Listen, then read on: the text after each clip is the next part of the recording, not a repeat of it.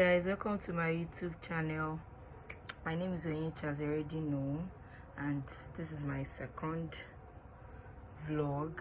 Last time I made a video, I mentioned businesses that students or people that freshly graduated out of school can start, and I talked about importation, mini importation, in my last vlog.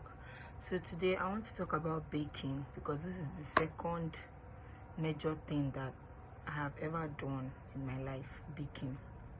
So if you're the kind of person that you don't have the strength to go about the importation class and all, and anything that has to do with contacting people, you don't have that kind of strength, then I think baking should be another option for you, because baking is just like a buying and selling agreement from people, where somebody comes to buy something, you reach a price and then you deliver. So that's basically baking. So whatever the person orders for, you cost, you tell them the price, and then you're good to go, as long as you know what you're doing. Yeah, but even with baking, you also have to go for classes.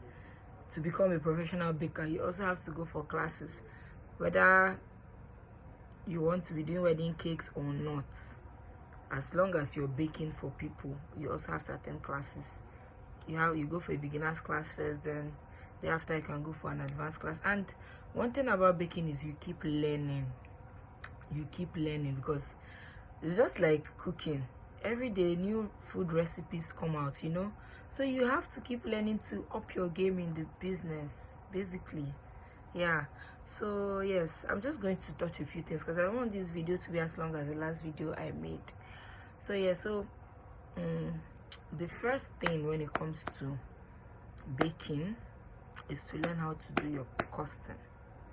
It will save you a lot of money. So many people don't know how to do costing, and at the end of the day, after business, they don't even have anything to save up.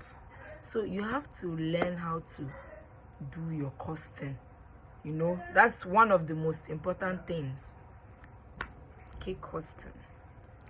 So when it comes to costing, there's something you call the direct costing and indirect costing, or direct cost and indirect cost. So direct costing are basically the major things that you'll be using to bake, like your butter, your sugar, your icing sugar, your egg, your flavors, and all the ingredients you're basically using to bake is in your direct costing. Then indirect costing can be your gas, what you're using to actually fuel your oven, your electricity, if you're using electricity, your oven, and what have you. Those are like indirect costs, water bill, labor, fuel for gen, and all that. You understand what I mean? But your direct costing is the actual thing you're actually using to bake. You understand? So those are the major things, because those things you have to buy them almost every time you're baking for somebody. Even though you don't buy your things one, let's say you're somebody that buys in bulk, but every time somebody orders for a cake, you must find something that you're definitely going to get from the market, which might be your flavor, or your butter, or you must have something that you must go to the market to get every time you want to bake for somebody. It's just like a norm for bakers, no matter what you have in the house already, no matter what you have in stock. Yeah, so indirect costs are like your fuel, your oven, all those other things, where you can be adding small cost for them, because it's not something you buy every time you want to bake. So that doesn't mean you can't add prices for those things, because you're still using them. The fuel, for example, you might not buy fuel every time you're baking a particular cake, but you have to buy fuel at least every 2 days. You understand what I'm trying to say? So you also have to add those things. So those are like the direct costing and indirect costing when it comes to baking. You understand? So that's one of the most important things when you're trying to start a cake business. You understand? So it is very, very essential that you must know how to cost. very very essential that you must know how to cost. Let's say for example somebody wants to get what size of cake am I going to use an example now? Okay, let's say maybe this person is trying to get the 10 inches sized cake, you know, and then you have to do a costing. For example, you start outlining and you're like, okay, since this person wants 10 inches of cake and these are things I have to get to actually achieve 10 inches. Okay, you start writing down your list and you're like, okay, I need 4 sachets of butter. If 4 sachets of butter is 1,000 or 800, you state it. Understand? You need 4 sachets of butter, you need half pint of flour, 2 tins of milk, 1 sachet of vegetable oil, you know, chocolate bar, color, flavor, baking powder, baking soda, 3 sachets of icing sugar. You know, you list all these things. You understand? You cost them. You know, when you cost all these things, then you still take, you know, you still take a pinch of each of those things you have to do an indirect cost. For let's say fuel, maybe you get a liter of fuel for like 700 naira now, you get, but you can't write a liter of fuel price where you're costing for that person. So if a liter of fuel is 700 naira, maybe you now write 200 naira fuel.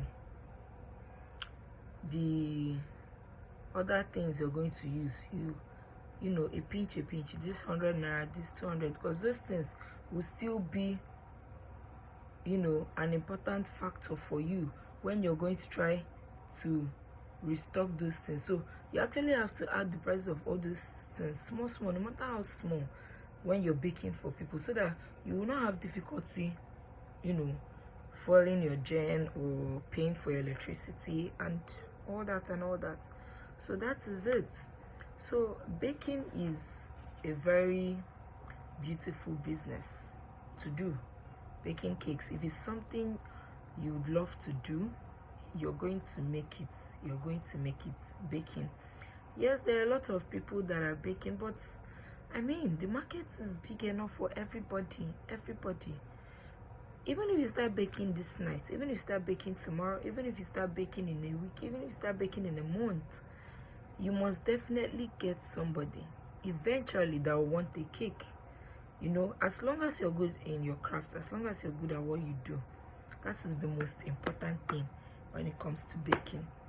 So guys, like I said, I don't want this video to be as long as the last video I made. I just wanted to highlight, you know, something about baking for people who would be interested in starting baking as a business. And then I'm not going to forget that there are a lot of things that you can do even while baking. There are a lot of things. You can add snacks to the side, you can learn how to do a shawarma, you know, so many things. You can learn drinks, you know, juice, zobo.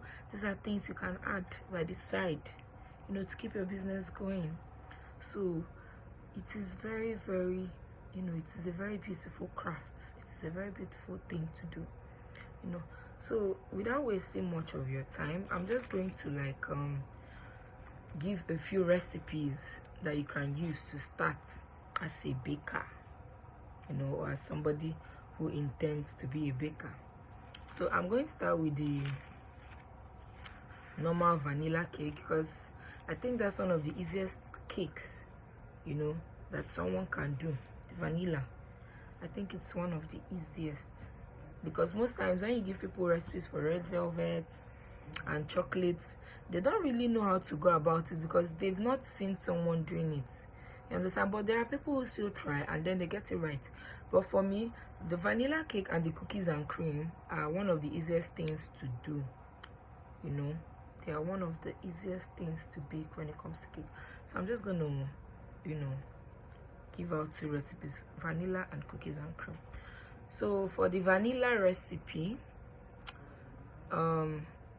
to achieve a vanilla cake, you're going to need a flour, 500 grams of flour, sugar, 250 grams of sugar, your butter or your margarine, 500 grams of that, your egg, you're going to need 10 large eggs, your baking powder 1 tablespoon, your alcohol half cup of alcohol.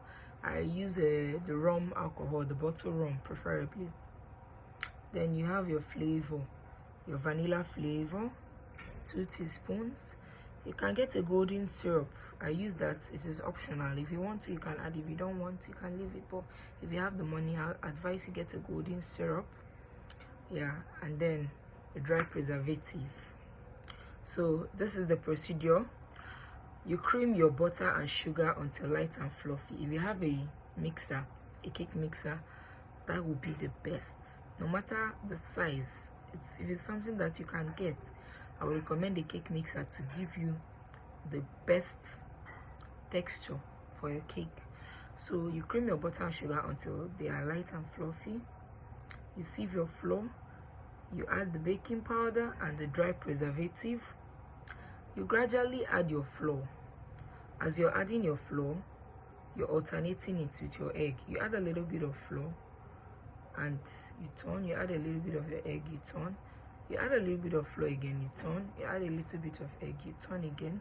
You know, you keep alternating the both till you've emptied everything into the bowl that you're using for your mixture, you know.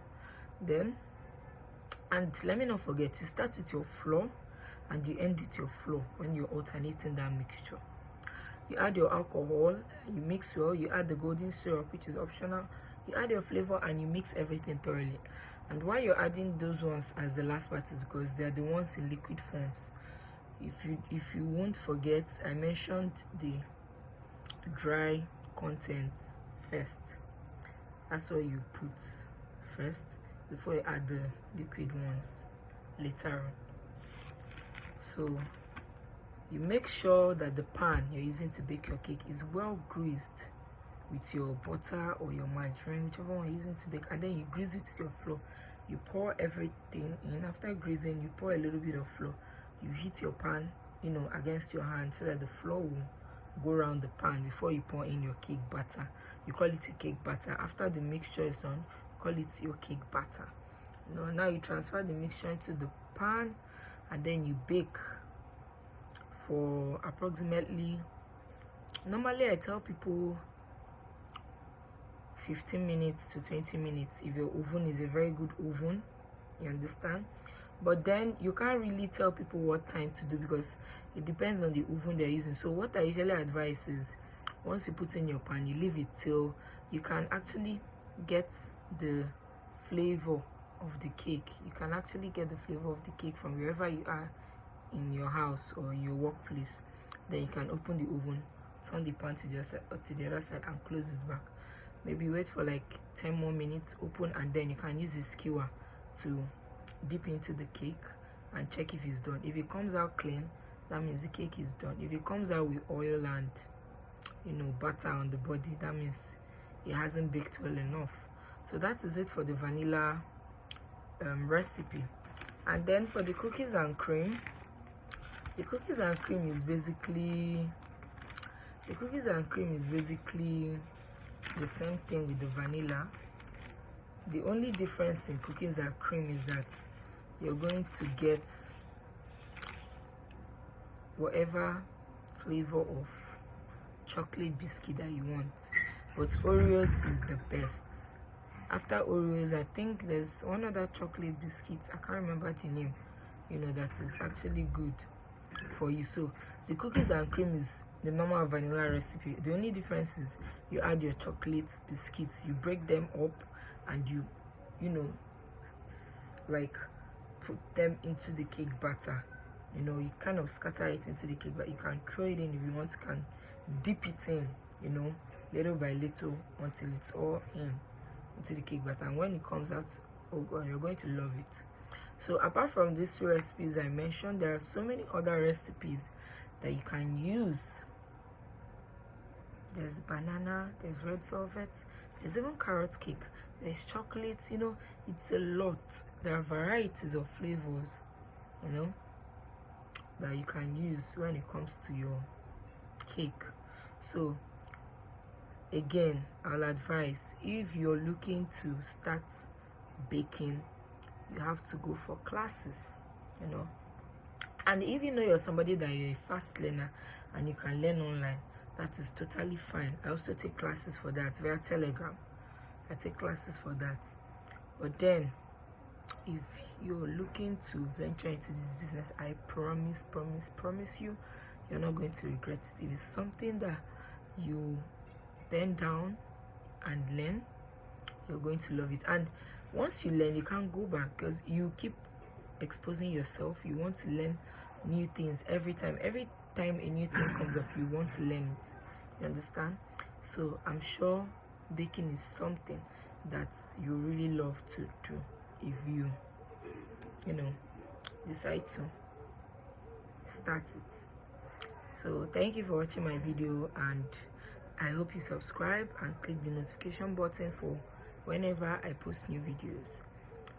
Kindly share my video and don't forget to subscribe. Thank you.